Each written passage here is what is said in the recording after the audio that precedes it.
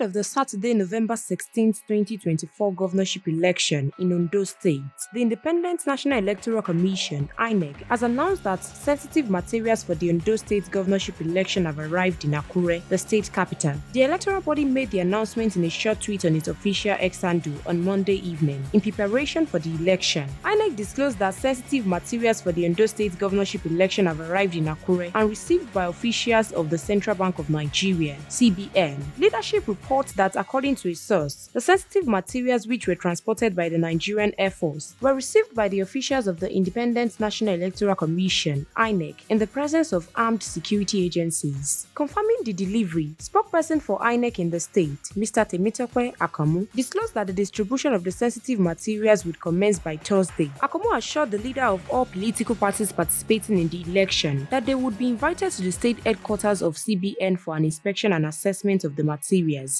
before their distribution to the different local government areas of the state. Recall that Peter Obi, the Labour Party presidential candidate in the 2023 election, in a passionate appeal on Monday, urged the people of Ondo State to reject vote trading in the upcoming governorship election. Speaking at the Labour Party's campaign rally in Akure, Ondo State capital, Obi expressed deep concern over the state of democracy in Nigeria, labeling it as transitional politics. "We know democracy is suffering in Nigeria. We know they've turned democracy into transitional politics, but we still insist that we will continue to campaign and tell Nigerians that this is the time to start building a new Nigeria," Obi emphasized. INEC spokesperson Temitope Akamu said, "So by Thursday, we'll commence its distribution after the party leaders have inspected the material in the presence of INEC and security agents to ensure free, fair and transparent election process." Stay tuned to NaijaNews TV for more news updates.